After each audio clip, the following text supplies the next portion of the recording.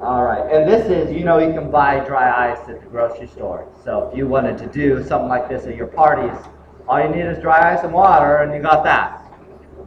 Yeah, so it's pretty fun. Or some people I've seen in punch, they'll put dry ice to keep it cool. You just need to make sure people don't drink the dry ice. It's just carbon dioxide, but you wouldn't want to be swallowing it. It's just super cold.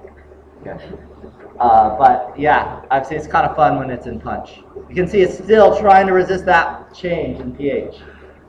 All right, this is section 3, indicators.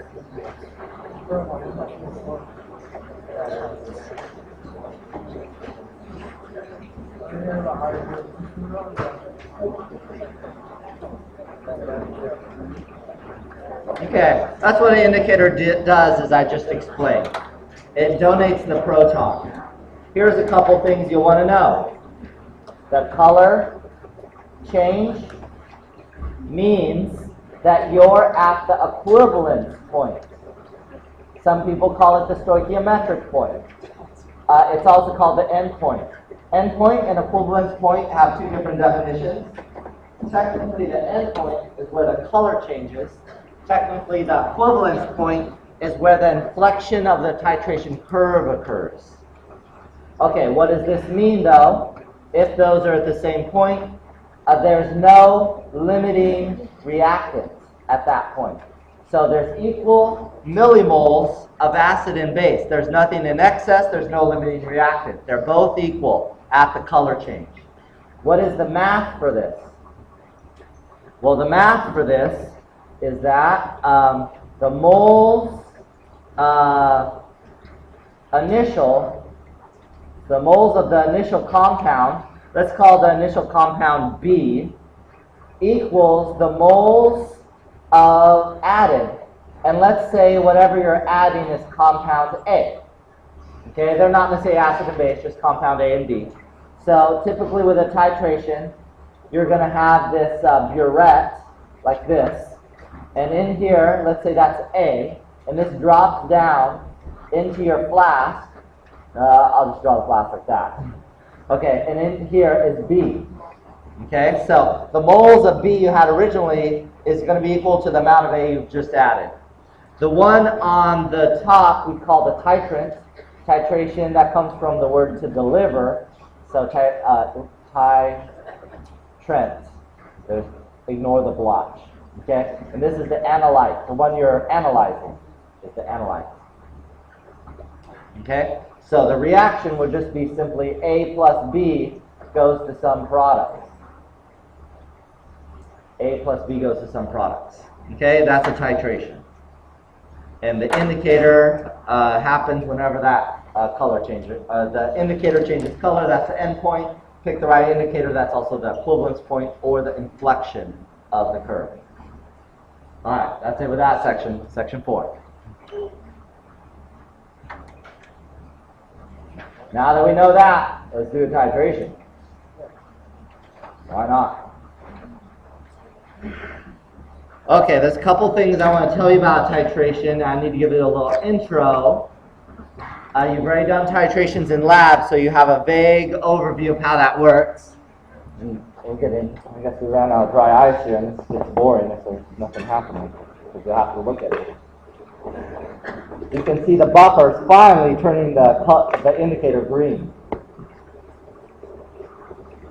Okay, so one thing I want you to know before we do these calculations, polarity is moles per liter, right? It's also, and I haven't mentioned this before, millimoles per milliliter. That's, it's kilomoles per kiloliter, all that kind of stuff, but this is going to turn out to be super convenient for us. So that's why I pointed out. And now, in the reader, in the textbook, let's see what page we're on. We're on page 713. In the reader, here's what you're going to notice. On page 83, I introduced titrations. I'm going to show you this in just a moment, and the types of titrations. And I give you a little background on the regions of a titration, which I'll explain in a little bit. I give you summary tables of the reactions and the formula so you know where everything is. oh, buffer region, this kind of titration, here's my reaction. Okay, so I have all that kind of stuff. And then what you see in boxes, if you have the reader, starting at page 87, there are 4 common titration problems. And they're long, and they're all 4 in here. All this are the 4 common titration problems. So you can look at this as you please, and it goes on for a number of pages. But I just wanted to point that out, so you're like, what the heck's going on in the reader? That's what's going on. I thought, well, if you see all the 4 common examples, you could pretty much do any problem. So that's how I set that up. Okay, now I need to explain this. Over the years, I've thought of lots of different ways to kind of teach people how to do titrations. And I think this is the easiest. This is what I sent you on SmartSite. I think this is the easiest way to do it. Okay, how does this work? First step is to figure out what type of titration you're working with. So do you have a strong acid, strong base, strong acid, weak acid, strong base, or weak base, strong acid? And that's basically, you look at the problem, and you determine, what do I have? Are they strong or weak? And that tells you the type of titration you have. Those are the 4 most common titration problems. Okay? That's what you want to figure out first. Second, you need to figure out the millimoles of acid and base. That's your core right there. Find the moles, right? Just like Chem 2A. And then you figure out which one is in excess, and that leads you to 4 possibilities, really. Okay? Either you have a strong acid or strong base in excess, and that's what we call, and you should know, the strong acid region or strong base region, respectively. Okay? That has a certain solving method I'll show you in a moment.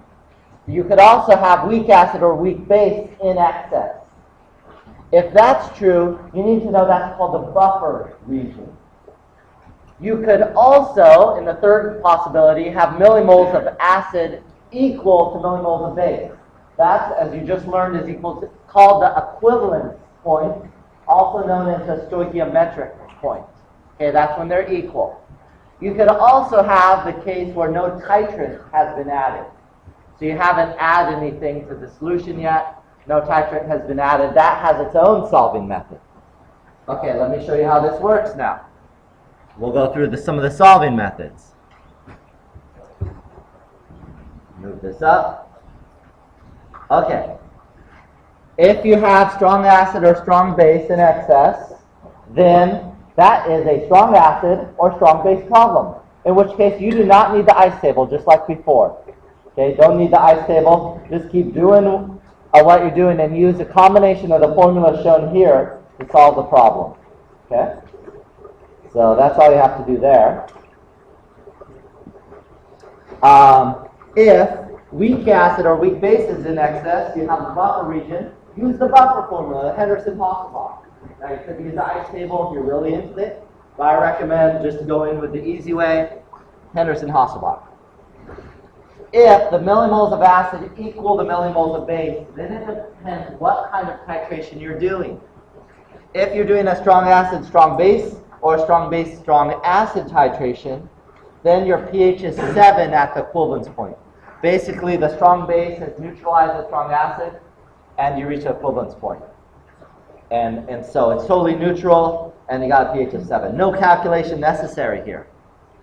If it's a weak acid, strong base, or weak base, strong acid, you must use the ice table to solve that problem. Okay, and there's no way you can get out of it. You have to use the ice table. If no titrant is added, and it's one of these two, again, you must use the ice table. Okay? So this is going to be our flow of how we figure out. So why this kind of problem is difficult for students is titration is a combo problem. In one titration, you're going to do all 4 of these, maybe a number of times. So it's really taking concepts throughout the class and putting them all together into a monster, huge problem.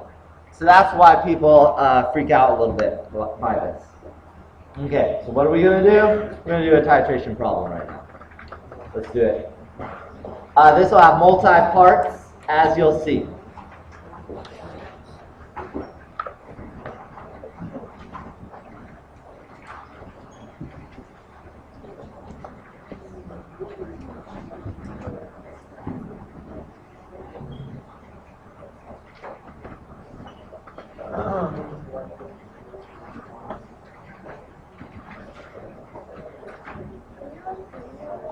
Oh, I'll zoom a little bit. There you go.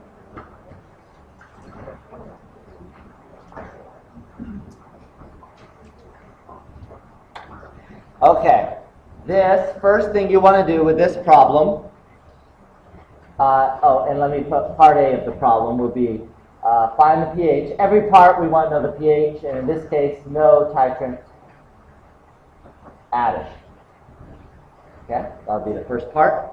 Okay, what do we do with this? The first thing, let's just identify on our scratch what kind of titration it is. This is a strong acid with a, so this is called a strong acid, strong base titration. Okay, you're adding a base. The second one listed is what you're adding to it, or the titrant. The first one is the analyte, the one you're analyzing. By the way, if you're paying attention to the beakers over here, this one has finally turned yellow, barely. Okay, this one's, if I can push it far enough, the other one will turn red. That means it's just being super acidic. So let's see what we can do. Okay, so part A, I have a strong acid, strong base titration. I want to find the millimoles of acid and base next, and figure out which one is in excess. By the way, if no titrant is added in our problem, what's in excess? The acid, the one that was there originally.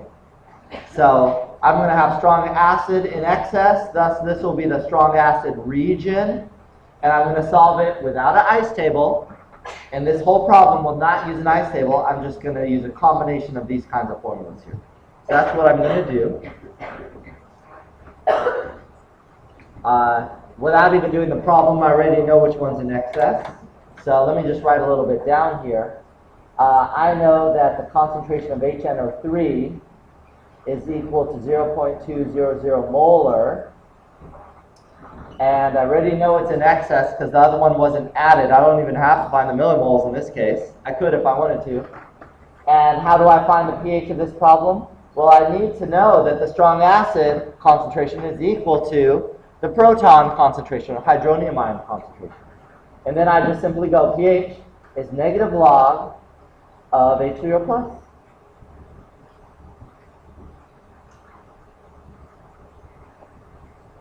And I get a really small number, exactly what I expect, 0.70. It's very acidic. It's a strong acid. It better be acidic. That's part A. Let's go on to part B now. Part B is going to be, so all these parts now, again, I want to know the pH, but now I'm going to add 10 milliliters of NaOH added. So do we expect the pH to go up or down? Up. I'm adding base. It better go up towards the basic side. Okay, now I've got to double check and compare millimoles of acid and base, because I've got two things in solution. I don't want to mess this up. So here we go. I'm going to find the millimoles of acid first. For the acid, that's the HNO3, that one. I've got 0.200 molar given initially in the problem, and I start with 50 milliliters. I multiply those two together, and I get one number.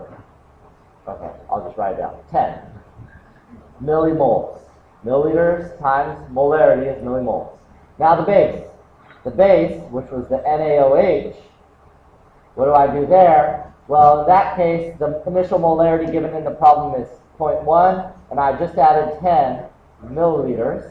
And so now I have 1 millimole. So after I find the millimoles, I follow my flow chart. I need to know which one is in excess. Do I have more acid or more base? Acid. So what is the name of my region right now?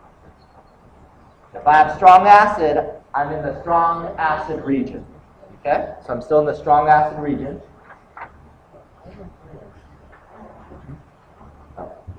So, how do I have more acid? There's 10 versus 1. Say that again? Yeah, millimole. Oh, wow. Millimole. Okay. So, how much extra acid do I have left over? 10 minus 1, 9 millimoles of acid, HNO3, is how much I have left over. In order to find out the pH, I better find out the molarity. What is my total volume right now? 50 plus 10 milliliters. I found that number. That ends up to be 0.15 molar and HNO3. Okay, so this is also equal to my H3O plus concentration because it's a strong acid. Solving it the same way as before. So pH equals negative log of H3O plus, which is 0.15. I get a pH of 0.80. It went up. The previous one was 0.70. Now I'm up to, oh wait, it's not 0.80, it's 0.82. Okay, so it went up a little bit. All right, ready for the next part. Part C.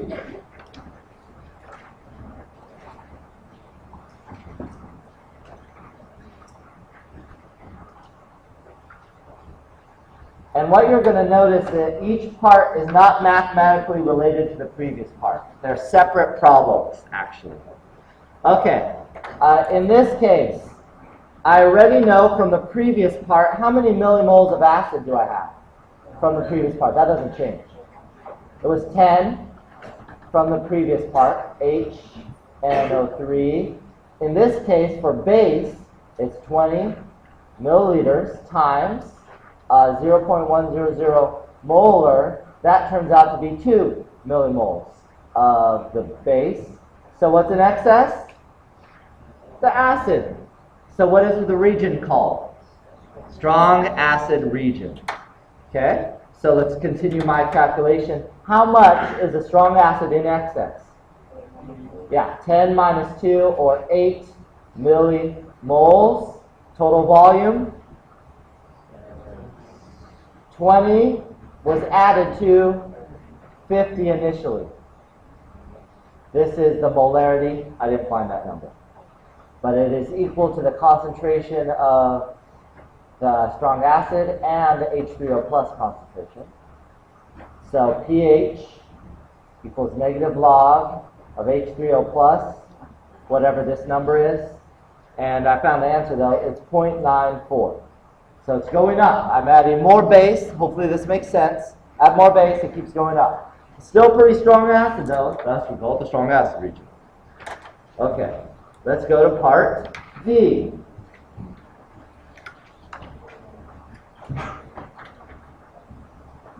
D. Add 100 milliliters of NaOH. Huh? 100. No, this is 100. Okay, so the millimoles of acid was 10. It doesn't change. It's just sitting there in the bottom flask or beaker. We found that earlier.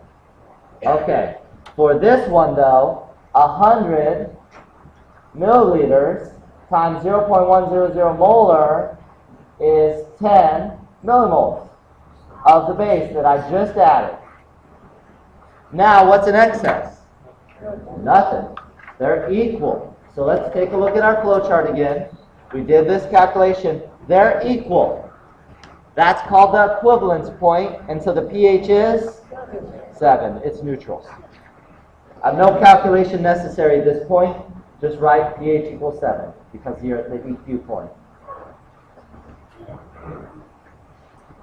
Or stoichiometric point. All right. Let's see, that was part D. All right, let's keep it rocking here. E. You're like, when will it stop? Have mercy. 100, no mercy here. Milliliters. Don't worry, you will be happy that I'm actually doing a problem and not just telling you to figure it out. Okay, let's try this now. There's more base added. Again, these parts are not related mathematically. They're separate kind of issues here. So I still have 10 millimoles of the HNO3. Again, that's not changing. That's just what I started with. We got to figure it out for the base though. 150 milliliters times 0.100 molar, given in the problem, that's 15 millimoles of the base. If I make my M's like this, you can't tell how many there are. NaOH. There we go. Solved my problem. Okay, what's in excess? Strong base, so my region is called strong base region. I still solve it the same way as I did before, but now the base is in excess. By how much? Yeah, it's in excess by 15 minus 10, or 5 millimoles. And now remember, this is the base, not the acid. I divide it by what number? I'm going to molarity here. So 150 is what I added to what amount? 50 initially. So it's going to be 5 divided by 200. Let's see if I found that number. I believe I did, yes. This number ends up being 0.025 molar, and that's equal to the concentration of sodium hydroxide. Also equal to what important concentration? Yeah, the OH minus. Remember, the strong base concentration will be equal to the OH minus concentration. So, I can, however the heck you want to find this one, it doesn't really matter. You could say POH is equal to the negative log of the hydroxide concentration is negative log. There's another way to do it too, but I'll just do it this way. Am I expecting a number close to 0, close to 7, or close to 14? This is the POH. Close to 0, yeah, for POH. This turned out to be 1.60. But as some of you probably jumped the gun on me, pH, which is 14 minus POH, that's going to be close to 14. 14 minus 1.60, this turns out to be 12.40. Now it jumped up. It's in the strong base region, so I have a very basic solution right now. So that's pH of that one. Oh, let's do another part. We're rocking here. I'm on part F right now. I think I'm on F. Yeah.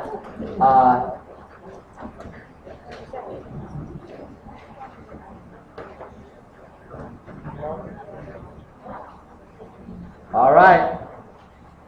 I still have 10 millimoles of the acid that I started with initially. But the base is now 200 milliliters times the 0.10 molar is 20 millimoles of base. So the base is in excess. We call this region strong base region. It's in excess by 10. 20 minus 10. 20 minus 10. It's in excess by 10 millimoles. Over, I started with 50 and I just added 200. This is going to be the concentration of NaOH, which is also equal to the concentration of the hydroxide. So the same thing. I find the POH is the negative log of the hydroxide concentration, and then I ended up just finding the pH to be 12.60.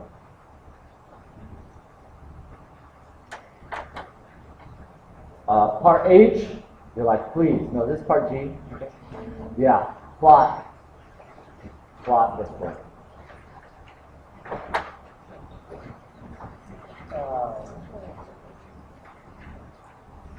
pH versus volume in milliliters.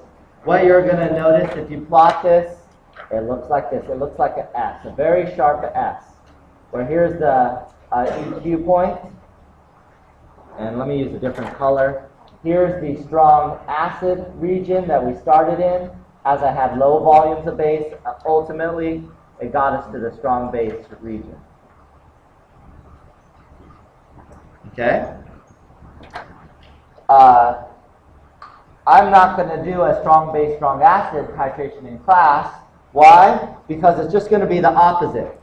If I did that one, it would look like this. It would be an inflected through the center point, like this. You can see that in your reader if you want to check that out. Okay, I need to tell you a little bit about the exam, actually. Is that cool? Let's end with the exam. Just be quiet. Here's what's going to happen. Next Tuesday, I'm going to do a weak acid, strong base titration. As an example, it will have G parts or whatever the heck. 2. I will do a summary of all that stuff, and we will be then done with this chapter in titration. Titrations is a big thing. We're going to start the next chapter after that. Obviously, why stop, right? It gets too exciting. The next chapter is whatever. The next chapter, solubility. For the test, okay? For the test, what we're going to do is I'm going to save all of titrations because they're so exciting for the final.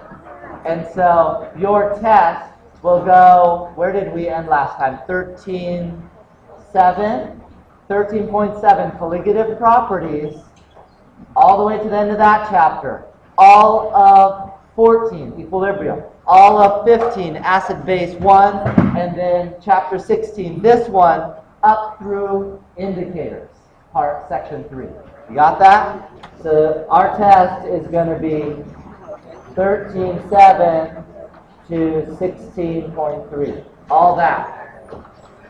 I'm going to give you details of the exam at the next class, but new material in the next class will not be on the exam. As soon as I figure this out, I'll post this online too, so you have the lecture.